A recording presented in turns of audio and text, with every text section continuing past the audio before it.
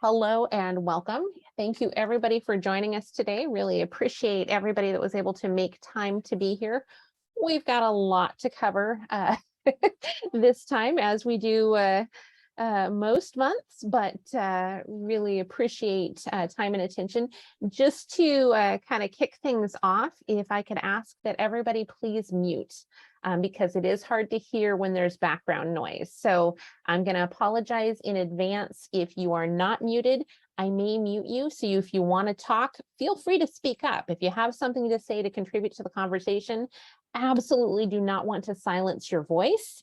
I do want to silence the planes, trains, and automobiles operating outside of your camera. So feel free to unmute yourself at any time. Just recognize that if you are going to speak, you probably are going to need to unmute. So, and I will do my best to mute myself when needed as well, so you're not getting background noise from my end. So let's see, sorry, one more person, awesome. All right, and I am hitting the record button. We are good to go there. Perfect. Well, let's go ahead and get started. Welcome to the September 2022 Policy Forum. I'm Jen Wisdahl. I work on the policy team with FASD United, along with Susan Shepard-Carlson, who is chair of the policy team, Tom Donaldson, obviously of FASD United, Susan Ellsworth of FASD United, and Kate Boyce, chair of the FASD United board, and really excited to have so many new faces here. So I'm going to go ahead and let Tom go ahead and kick it off. Tom, do you have any updates from the organization as a whole? Well, I'll just say hello to everyone, and it was so good to see those of you who were in DC last week. What a terrific week. Thank you to everyone for all you're doing. And Jen, as you said, you have a lot to cover, so I'll go kick it right back to you. All right. And speaking of last week, Susan, do you want to give a brief update on things from the affiliate network? Yeah, we had greetings, everybody. We had a phenomenal week last week. It was a very busy week. It was nice to meet some of the advocates that I hadn't met before who were in DC. And I know Jen's going to be sharing about Hill visits and how well they went.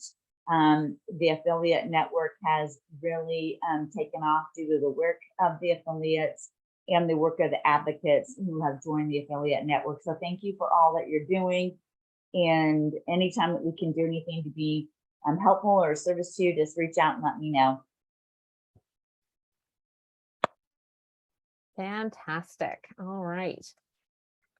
Well, we're going to start with state legislation updates, and we've got some really exciting news, and I'm really grateful that so many fantastic people from California are here, because last night we got news that thanks to the work of all of the advocates in California and the coalition of organizations FASD Now, SB 1016 was signed into law by Governor Newsom. So that is a huge victory for the field, and I just cannot express how grateful we are to the work of all the advocates and the coalition of FASD Now in California for putting that together and getting that done. So I'm going to encourage anyone from California who worked on this to please speak up as we're going through the next segment here, just talking a little bit about what this may mean to other states.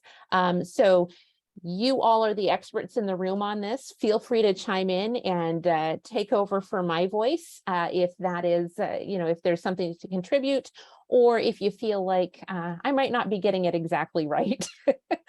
So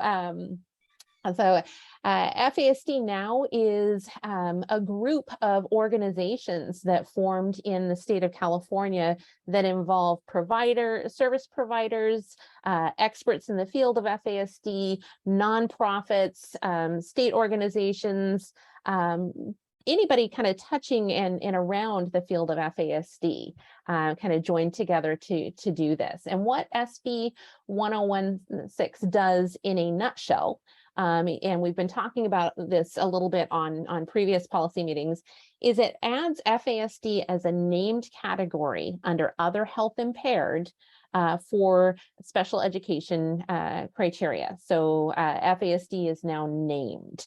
And why is that important? Because in some states, you do not qualify for other services if you cannot get an IEP. And in some states, they do not allow you to get an IEP if your condition isn't named. Additionally, that elevates FASD so that, you know, when special educators and people are looking at IEP services, they're seeing FASD up there front and center. So what you're seeing on the screen is the bill text. It's very simple. It's very elegant. It's very well done. Now, this is something that you could take and hopefully replicate in your own state. Where you would need to go with that is look at your code, because this is infusing language into the code. So you'd have to look and see where in your state's code the language could fit in. And I'm just going to go through a couple of things that from, 1,000 miles away. Well, I'm in Washington State, so I don't know exactly how many miles, but the things that the policy committee has looked at and gone, wow, they did a really excellent job in doing X, Y, and Z.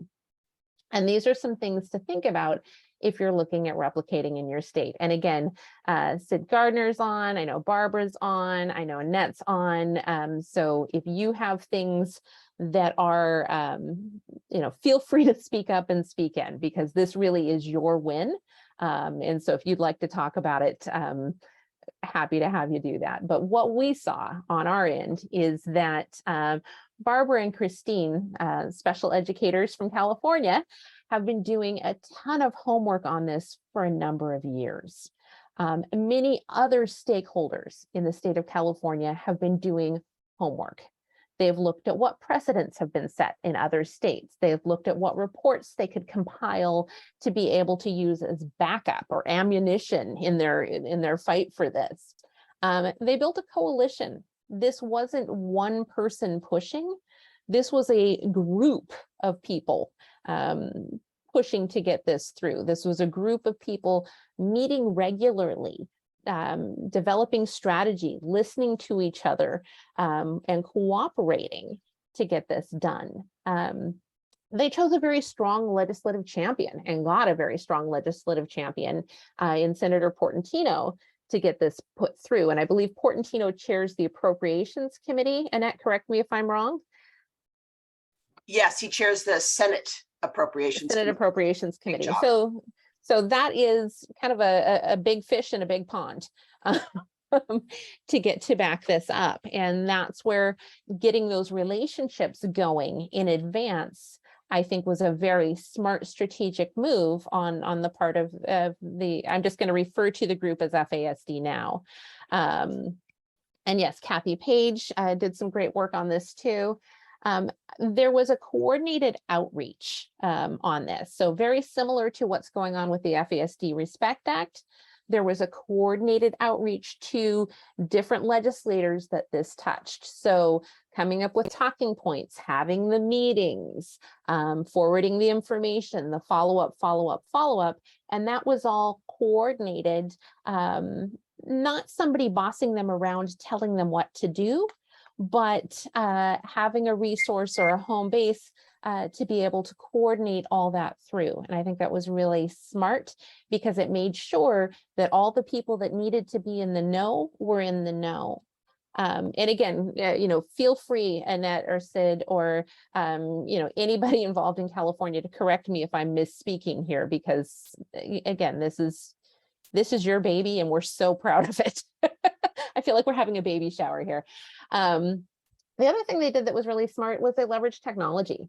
They leveraged databases and data collection and the text to connect piece. They leveraged that to be able to get information out about their bill, but also bring advocacy in for their bill. So I just think, from, like I said, from 1,000 miles away, in our humble opinion, as we've been watching this bill progress and the work that they've been doing progress, these are some of the things we saw that were just very smart, strategic pieces that allowed them to move this forward. And this was a lot of work. So I don't know, Barbara or Annette or Sid, anybody involved, is there anything you'd like to say about this? Because huge win. I would like to say that that the group piece of this, that San Jose was strong in one way, and then connecting with everyone else, they were stronger in lots of other ways. Annette shepherded this through. She has skills that we just don't have in San Jose, that and it was the combination of skills and an enormous amount of grace on all parts, and an enormous amount of just the passion we have, that this has been overlooked for too long, and we all have loved ones who have suffered, and it was just time. So I know that in Santa Clara County, we have just 7 of us, and I was not aware of the state network or the national network that could be of help. And others knew it, but I didn't quite get it in my head just how powerful all the rest of you are. And so I had laughed Michael Jordan the other day.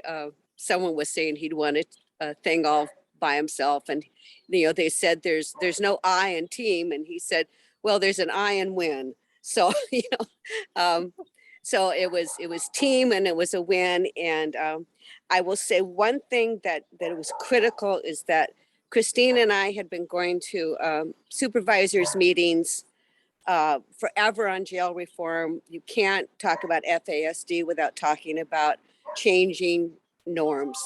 And it was a relationship we built on relationships that we had in the county, so that when we spoke, we had credibility. And so that, being out there and making relationships on any kind of issue that has to do with how can we create change, politically, otherwise, was invaluable. And then hooking up with the rest of you, thank you from the bottom of our hearts.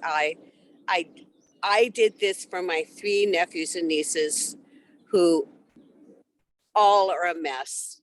If only something like this had been there for them when they were young. So thank you, everyone, especially you, Annette. Thanks, Barbara. And I want to say what we started with, we didn't originally come with this piece of legislation. It was going on 3 years ago that, FASD Network of Northern California put together a white paper calling for an FASD task force in the state of California. And they went through system by system and added the statistics. So we had this beautiful document. And so we took this and we started going around meeting our representatives throughout the state, always with a constituent from their district on the line. So we just started introducing FASD. We tried to feel them out. We got recommendations, and the feedback that came back to us was a task force. Lots of beautiful task force have been convened and written, and they just then sit on the shelf. So we got early advice to start to focus in on some specific legislation. And when we finally got an audience with Portantino himself, he said, look, from what you've just said, from your talking points, I could think of about 100 bills to introduce, so we're going to have to narrow this down.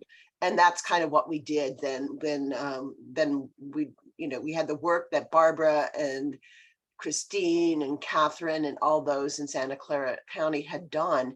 And we were just able to plug it in because they had already been, working in previous years with past assembly members and senators in California.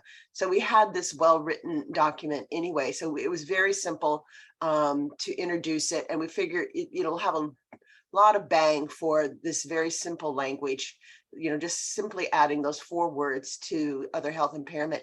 It will start to, it will cause the schools and educators to get up to speed on FASD. They'll have to start working and using appropriate interventions for these students.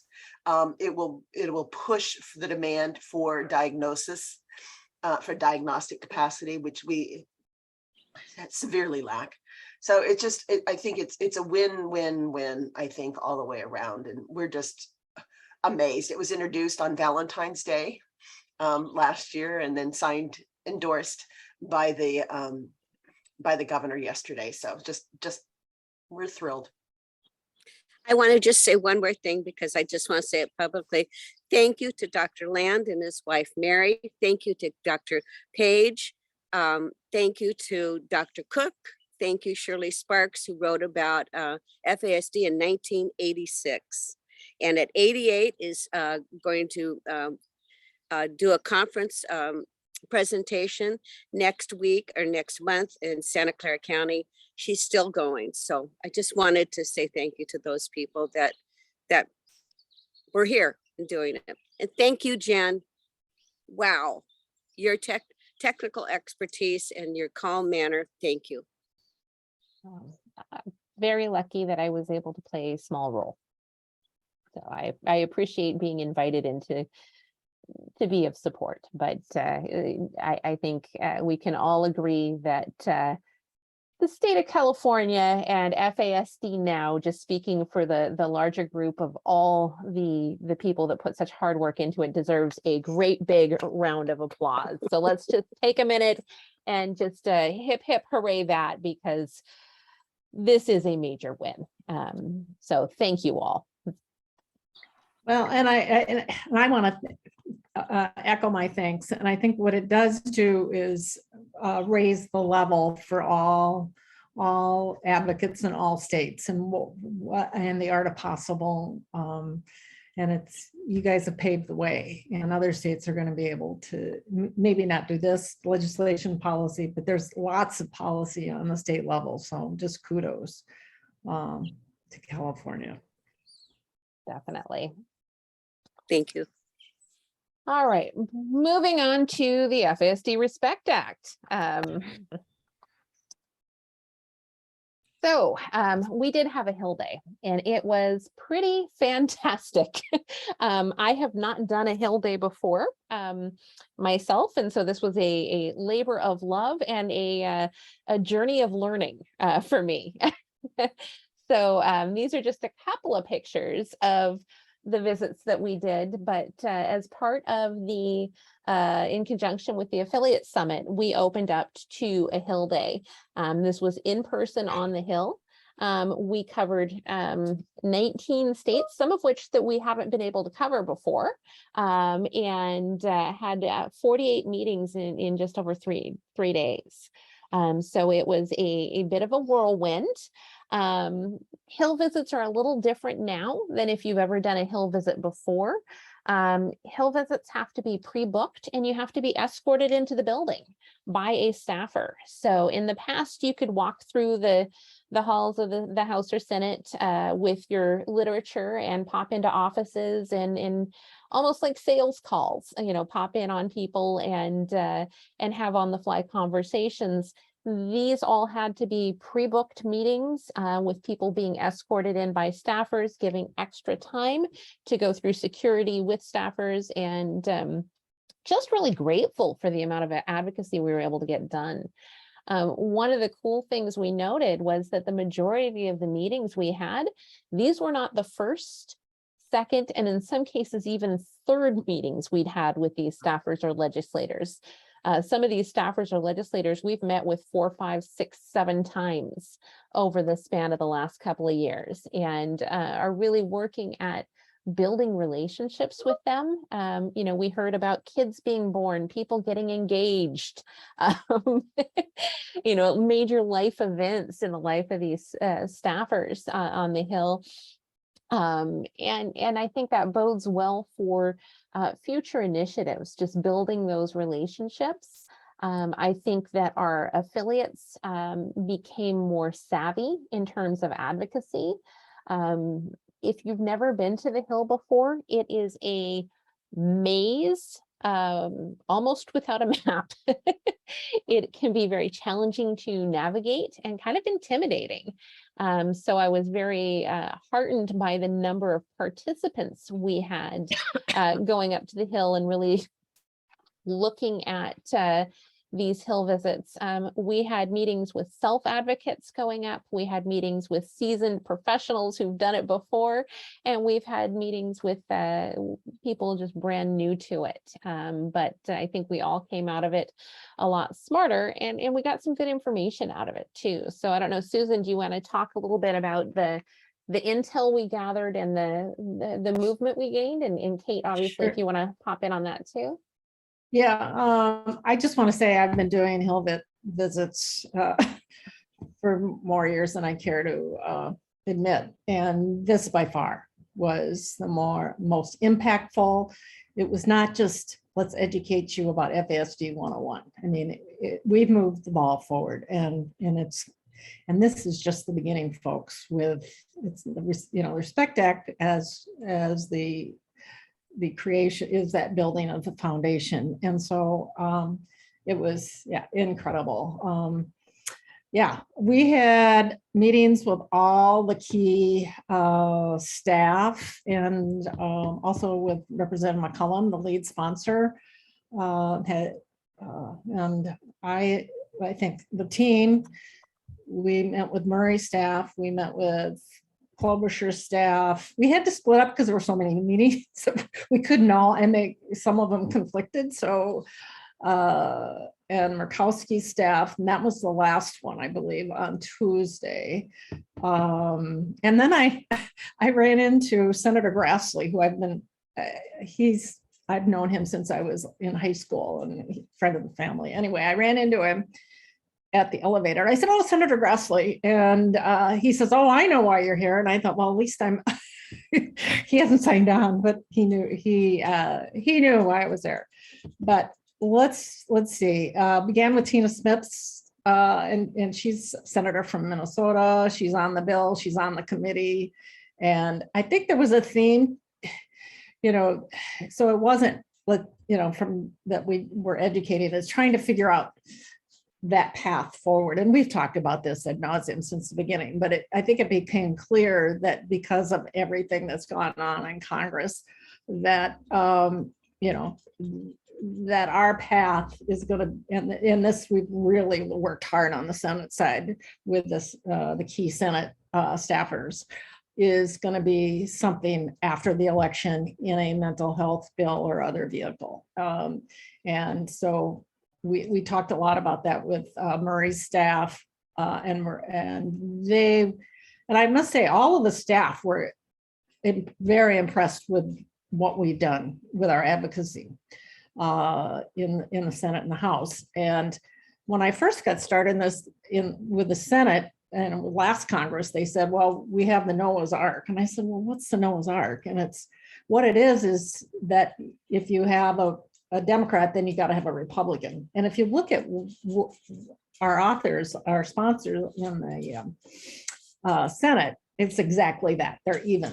And so that was their reflection. And so, and other advocates will talk about or have given us feedback on meetings. And it's like, yes, we're supportive, and we'd be supportive of it going into a bigger bill, but we're not going to go on as a sponsor. So I think we've made the case and they're supportive. And so I think that's important to note.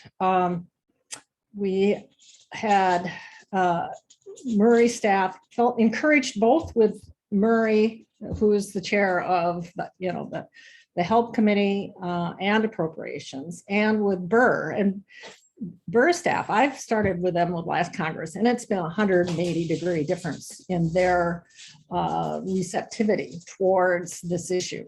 And so I felt it was a very positive meeting, and they thanked us profusely for for providing them the education. I'm not sure, Jim, how many meetings that we had with their staff, but it's been A lot. a lot. Yeah. Yeah. Um, We- and if you want to just fill in and We also had meeting. there were meetings with Representative Eshu, who chairs the Health and Commerce or Energy and Commerce Health Subcommittee. Met with, there was a meeting with Adam Schiff's office. There was a meeting with Mitch McConnell's office, which was also an important one, because we got to have that balance. Rand Paul's office. We got a number of new states kind of added on. Rand Paul is ranking under Burr on the health, education, labor, and pensions. So we had a lot of outreach in multiple areas there, and some new, mostly people we've met with multiple times, and just kind of getting that background of, okay, common themes we're hearing after the election. Common themes we're hearing are tucked into a mental health package. Common themes we're hearing is we're not getting any opposition. And that is particularly in this Congress is a good thing. So what we are doing, and I put this up here briefly, this is a policy talk, not a fundraising talk, but in conjunction with the Red Shoes Gala, which is our annual fundraising gala, we're going to go ahead and put together a second Hill Day for anybody that's able to come to the gala and just continue to push, because that week in November when the gala is also the 1 week in November where the House and Senate are both in session. And so an opportunity where advocates are coming to DC is a missed opportunity if we're not also legislating or working towards legislation and actively working the Hill. So if that's something you're interested in participating in, whether you join us at the gala, which we hope you do, or not, please email me and I will be happy to set up and arrange whatever I can help with to get you up on the Hill. Hopefully restrictions are loosening a little bit, so we are able to walk the halls a little bit more freely and advocate a little bit more effectively in the House and Senate halls. But if not, we can get those meetings booked and get people through security and get the message out there. So the other piece that has worked really well is the text to connect piece. We've got a couple more days to get that put through. So if you have not yet texted the letters PCMMYP to the number 50409, what this does is sends a letter directly to your 2 senators and your representative, asking them to get the Respect Act pushed through. So it's quick, it's easy. On the NoFast Policy Center website, so it's nofastpolicycenter.org. You can link to it through the FASD United site. Under social media and under updates, there is a social media tile that you can post on your social media. I did it just before I left for DC. I got 20 more people to sign on to it and send out notices. So it's a quick, easy way of getting your family and friends engaged in getting some connectivity to our legislators for pushing the bill through. This one is specific to FASD Awareness Month. So in the upcoming month, I'm going to be doing another Text to Connect campaign that is more updated with what our current priorities are. Once we know if there's a particular named package that we're hoping to get the bill put into, but encourage you to use that. And this is a great tool that you can use as well in your own state if you are attempting to enact legislation in your state. And if that's something that you need some help getting set up, that is absolutely information we are happy to provide and support you with. I can't do it for you because I don't live in your state unless we're doing it here in Washington State. calling out to my Washington State people. But otherwise, happy to help getting that set up. Let's see. We did add 2 new co-sponsors so far in the House this month. I know we've got some on the back burner that I believe one's coming on today, a Republican from the great state of Texas in the House. Representative August Pfluger is coming on today. We just got confirmation of that from Senator McCollum or Representative McCollum's office. So we do have a little bit of an imbalance on the House side of D's versus R's. So any Republicans we can add on the House side is very helpful. But 64 co-sponsors in the House. That's not bad. I'll take it. We are also adding in the next upcoming days, Doris Matsui from the great state of California. She is a key person because she sits on the Energy and Commerce Health Subcommittee. So just kind of trying to stack the deck as much as we can on the Energy and Commerce Health Subcommittee. One key player that we heard about again and again and again when we were on the Hill is Kathy McMorris Rogers from Washington State, which means I have some work to do. But we need to, she's ranking Republican on the Energy and Commerce Health Subcommittee. We have met with her office, but we need to do some more outreach there and really, really push. The other one is Michael Burgess's office down in Texas. That's a key player because we think he could be helpful in pushing as well. And our self-advocates went and met with his office while they were there. Rebecca Toulouse and Sean Patrick Bousquet went and met with his office while they were there. And I think that's really powerful and just something to note that bringing the voices of lived experience to the table and bringing people with FASD's voices up front and center when we're advocating is extremely powerful and the right thing to do. So current Senate sponsors, this really hasn't changed, but we are getting a lot of a lot of indicators that towards the positive from the meetings that we have had. I have a hunch we'll probably in the next couple of weeks add on a Democrat and a Republican to this list. But on the Senate side, less. It's more important that we have the support, and we're getting a lot of those indicators. On the House side, the print is almost too small to read because of all of these coming up. Our current House co-sponsors, which prior to this legislation being introduced, I just need to remind people, we've had FASD legislation introduced since really the early 2000s, late 90s, every Congress except for the 115th.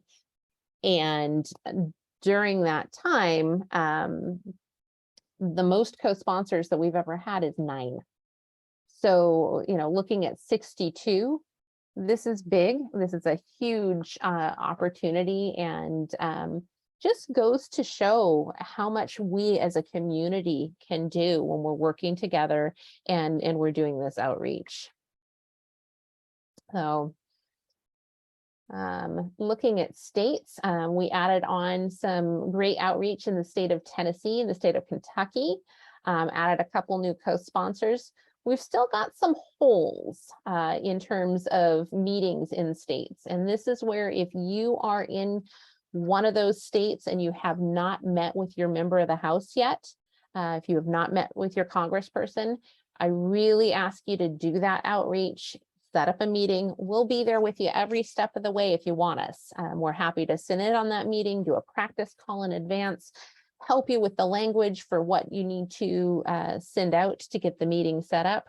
99% of the meetings we've done have been over Zoom, with the exception of these hill visits, and a couple we were able to get at advocates were able to get at town halls. So this really is completely possible from, you know, the comfort of your living room, wearing your bunny slippers and a nice top on the top and sweatpants on the bottom. This is completely possible to do. Looking at the Senate, we've added a lot of color on the Senate.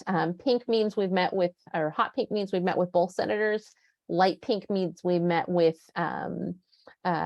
just one of the senators in the state. Green means dark green means we have both senators as co-sponsors. And then the lighter green means we've met with one and have one as a co-sponsor. The light green means, well, anyway, you can Jen, read the chart. Well, while you're still on this page, Yeah. in North Dakota, I've met with both Hoven and Kramer, our senators, and Kelly Perfect. Armstrong. So we need to make that update We whenever you need to get them. update North Dakota. Thank you. Yep, and I'm working to get a hold of South Dakota and Montana, but because I don't actually have a residence there, I'm asking one of my parents to make the connection for me. And then we can include the parent on that call. Well, and this brings up a really good point. Thank you, Carl. Number one, I know this is going to come as a huge shock to everyone. I'm not perfect. So if you see mistakes or errors or omissions on things, please let me know. I definitely want to hear that. And number two, reaching out and connecting to other people in our community and getting them engaged and involved can be very helpful. You know, you heard from the folks in California how they were leading the meetings, or they were setting up the meetings with a constituent involved. So let's say you have family or friends or connections in another state, particularly one of the blank states. We really encourage you to reach out to them and get them on board. I know one of our meetings in Nebraska was done through a connection in California. Meetings in Connecticut also through a connection in California. Our West Virginia meetings happened through somebody in Texas. So Jen, yeah, please. Jen, have you made any progress with Lowell in Montana? Because I see that's still nothing there. No luck so far. Do you want me to pursue it with him, or have you given up with him? I think that he feels he's been told by his legislators that they have co-sponsored. Right. And that is the message he is getting from them. So I don't want to frustrate him by pushing the point, because if that's the message he's getting from his legislators, or feels he's getting from his legislators, you know, I think having some additional outreach in the state of Montana from maybe some other stakeholders might be helpful. Okay. Yeah. But we're starting to paint the map, and really what you see here is these are the relationships we're starting to build, right? Typically bills don't happen the first time you put them through. Well, this bill's has been introduced. A form or a version of this bill has been introduced a number of times, but you know, in sales as well, you don't sell something typically on your first sales call. In sales, you sell something on your fourth or fifth sales call. So these relationships we're building with the Senate offices and the House offices are what's going to help us push legislation forward, whether it's this legislation or future legislation once we get this passed. So, Jen, yeah. I wanted to say that, and I think Annette would back me up on this, is that the state people know who the federal people are, and they respect each other. And that when Portantino knew that Zoe Lofgren had co-sponsored this, that made a difference. Correct, Annette? And you know, they're aware of who the power people are. And so there's a strong connection that can be built on. They also know who the local people are in San Jose. You know, if our supervisors were in favor of this, They're the ones who knew the senator who had been a board of supervisor. That state senator knows our congressperson. So it's all of one piece. So, don't skip any of them. They all know each other. And if that one says, sounds like a good idea, the other one says, well, maybe it is. So that networking piece is important. That's right, Barbara. I agree. And I did neglect to say that we had co-sponsors on this bill. And one of them was from Santa Clara County, who had been on the Board of Supervisors and knows Barbara and Christine well, and he's now a senator. So he was one of our co-sponsors.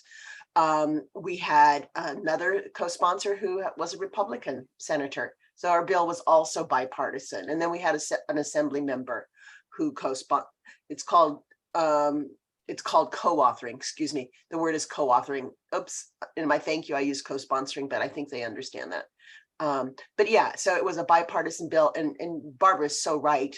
Like Senator, and Senator Portantino's state representative is Adam Schiff.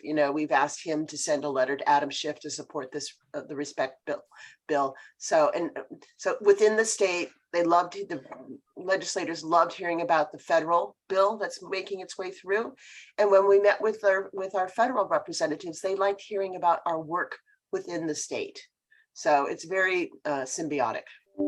That is a really good point. I'm so glad that Barbara, you and Annette brought that up, because that definitely does make a difference. I know that was something that Hawaii, so Hawaii has all of their, they swept the state, all of their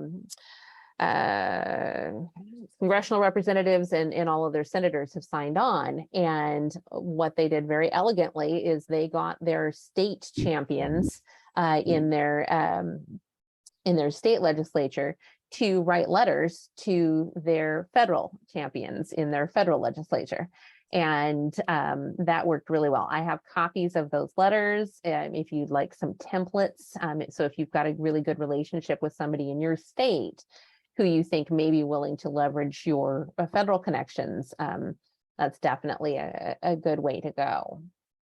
I think too, Jen, another point is that when we made a presentation, when we had the proclamation about FASD Awareness Week, what we made a point of saying was that this is a trifecta, that at the state level, at the federal level, we have this, at the state level, we have this, at the local level, we have this. And it has prompted, Santa Clara County has grabbed hold of FASD as a piece that that is central to what they're going to do with all systems. So that trickle down effect makes a big difference. In Santa Clara County, there's something now called the Executive Functioning Disorder Task Force, that the people on that, who are the movers and shakers in the valley, who can really address the frequent flyers that are using our systems over and over again, are saying about FASD, now that I see it, I can't unsee it. So that trickle down effect means that in the trenches, on the ground floor, as Sid will tell you and Annette will tell you, that's where it's going to change. That's where change is really going to happen, is at that local level. So it's symbiotic.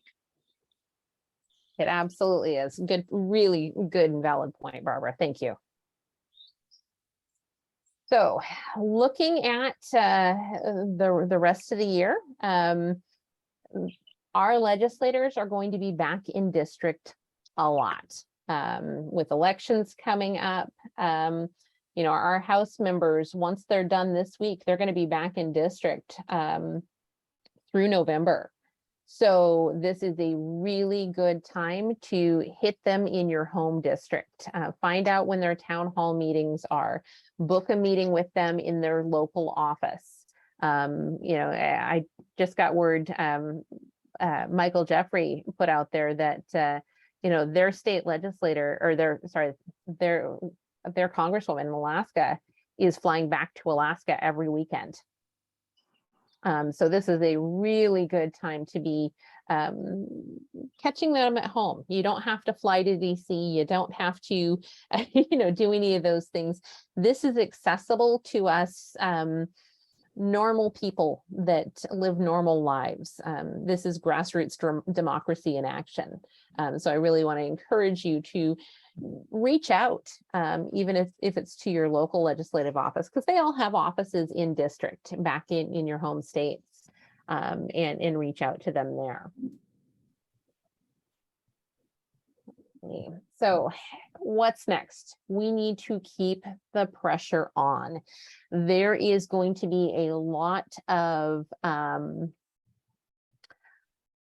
noise at the end of the year, a lot of people trying to get a lot of things put through at the last minute. And this is where we need to continually keep the pressure up. One meeting is not going to do it. 2 meetings may not do it. 3 meetings, we're getting closer. So the more outreach you have, we don't want to be a pest and pestering them necessarily every week. But if we have information that's pertinent to FASD and pertinent to their jobs or your state, we want to get it out there. You know, if you meet with them once a month and just be asking about, you know, hey, where are we at with this? Here's some additional information on how it impacts the state. Here's additional information on how it impacts your constituency. Here's other stakeholders in the state who are engaged and feel this is a really good thing and would benefit. Our state would benefit from this. Having those conversations, I think, are going to be really key. And likely we're not going to see anything happen prior to elections, but after that, we need to be ready, really, really ready with and able to move on a moment's notice to get a letter writing campaign together. If we've got one person blocking, we're going to be very busy towards the end of the year. Just being nimble and breaking through whatever barriers we might come across to this bill getting put through this session.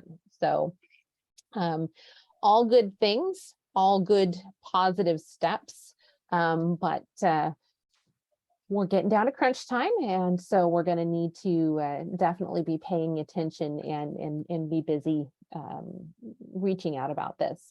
If you haven't already, you know, signing up for updates through the Policy Center. Once a week, there's an email that comes out that has information specific to policy. So for example, new co-sponsors, new endorsers. We just got an endorsement from the Dave Thomas Foundation on adoption, which is a pretty major national endorsement. Something that we can share with our legislators that, you know, all of these national organizations are endorsing. We can also be doing some homework during this time. I know Nevada has done a great job of this recently, getting endorsements in your state. The state of Georgia has an entire page full of endorsements for the bill. So signing on to endorse the bill is extremely easy. It takes less than 2 minutes. I've timed it. There is a big button on a website page that you push, you fill in your information, boom, boom, boom, the endorsement's there. This is for organizations. If you are an individual and you want to endorse, the most powerful way you can do that is first, A, set up your meeting with your 2 senators and your rep to talk about it. B, you can do the text to connect package. C, bring some other people along with you for the ride and push some endorsements. But that endorsement list really is meant more for organizations to sign on. And those can be state organizations. Carl in North Dakota has done a great job of getting his state organizations to sign on. Those can be nonprofits. You know, we've had all kinds of nonprofits around the country signing on to endorse the bill. Some that are involved with criminal justice reform, some that are involved in education, like the Learning Disabilities Association of America, some that are involved in child welfare, like the Foster Parents Association of the US, you know, and then businesses, like down in Georgia, we have dry cleaners, we have pharmacists, we have doctors, we have a sunglasses retailer in Florida that signed on. So it can be businesses and organizations in your state as well, because that also shows the legislators that this is important and important in their state. So, as always, together we can do this. This is where, working towards a common good, we're going to get this done. But I'll go ahead and, unless Susan or Tom or Kate, you had anything to add, maybe open it up to some questions. Oh, and Kate, you're muted. I would just add to reinforce the point that you made, the excellent point you made, that members will be back in their districts during the congressional recess for the election. So you should really check with their district offices to find out if they're having town hall meetings or office meetings so that you can go in and talk with them. That's very important. The second thing I would point out is, I know we had talked about this before, if the sponsor of the California bill that just became law would write to Anna Eshoo and point out that they've just gotten this law passed in California, and it would really reinforce or help at the local state level, and show that the state is participating in a greater way in addressing FASD. The federal government needs to step up and join this and reinforce its part of the partnership, because state legislators are wonderful lobbyists. So I think that would be helpful. I think also if any of you on the screen today have any relatives in New Jersey, I think it would be very helpful to try to reach out to Chairman Frank Pallone of the Energy and Commerce Committee, who used to be the co-chair of the Congressional FASD caucus. He really should be pushed to get this bill moving in the House. Can you repeat the name again for in New Jersey? What's the gentleman's name? His name is Frank Pallone, Pallone. Thank you. You're welcome. And if you need any help with that, reach out to me. I'm going to throw my email address in the chat if you don't already have it. I'm going to throw my phone number in the chat if you don't already have it. Feel free to reach out, and I know the world has my phone number. Thanks, Kathy. But feel free to pick up the phone and call me. It's never a problem.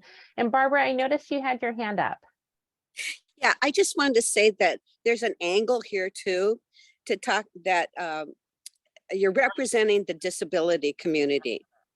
And that is a segment of the community that so many politicians don't pay attention to and are saying, hey, what could be the downside of speaking for the disability community? So it's a good angle. It's a truthful angle.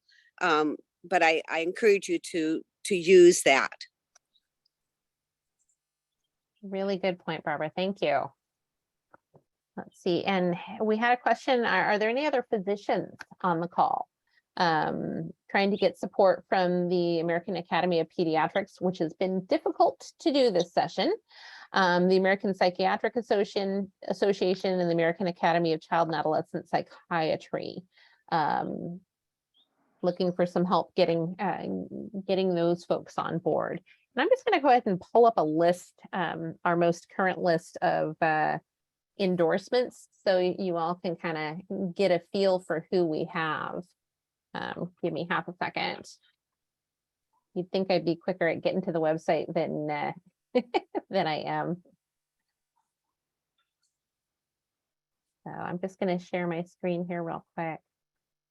So On the NoFast Policy Center .org site, which you can link to through the FASD United site, this is where people would sign on to endorse. If you go the FASD Respect Act, support from organizations, right there.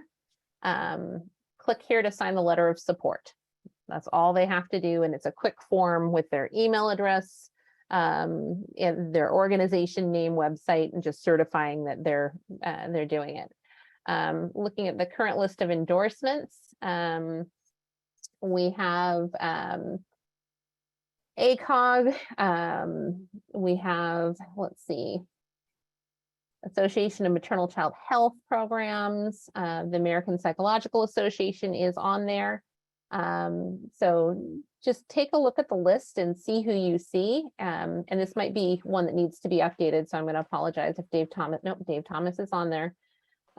Every time we get a new one, we try and update it. So if you are sending this out as part of your advocacy, I strongly recommend downloading a new copy from the website each time, because we are always continually adding to this list.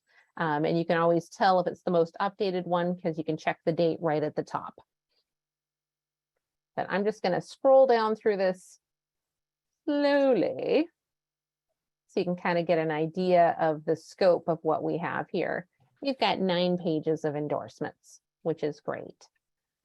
But we can always use more. Arizona's a little bit thin. Delaware's a little bit thin. Connecticut's a little bit thin. If you know anybody in Rhode Island, we have a senator from Rhode Island who's ready to come on board. I just need to put a constituent in front of him. So anybody from Rhode Island would be a huge boon to the cause if we could get somebody to sign on there. If we look at Georgia, advocates in Georgia and Melissa have done just a phenomenal job of vision therapy, OBGYNs, dental care, pharmacies, wellness centers, pediatric offices, realtors, religious organizations, non-religious organizations, all on there. So if you notice that, say, because the ARC nationally has signed on, if the ARC from your state has not, let them know and ask them to sign on. National Disability Rights Network has signed on. If your local state one hasn't signed on, that's a good one to go after. Yeah, we've got Maine, Michigan, any of your big universities, those are a little harder to get to sign on because usually it has to go through layers of layers of bureaucracy. But it's great if you can get them to sign on. North Carolina has a good list. So I just really encourage you to go to the website, check out the resources that are there. I will say that if you go under state advocacy, I'm not quite caught up yet with filling in who we've met with and who we haven't on the state lists. So apologies there, but you won't be stepping on any toes if you meet with somebody and we've already met with them. That's okay. So we are at the top of the hour. I do want to respect everybody's time and just getting to the bottom of the list here, but feel free to reach out to me at any time. Like I said, my name and phone number, my email and phone number are in the chat. And I'm really grateful for the hour that you've spent with us. And really, encourage you to reach out and connect. So thank you again. And we're here to help. See you next month, last Wednesday of the month, same time, same station.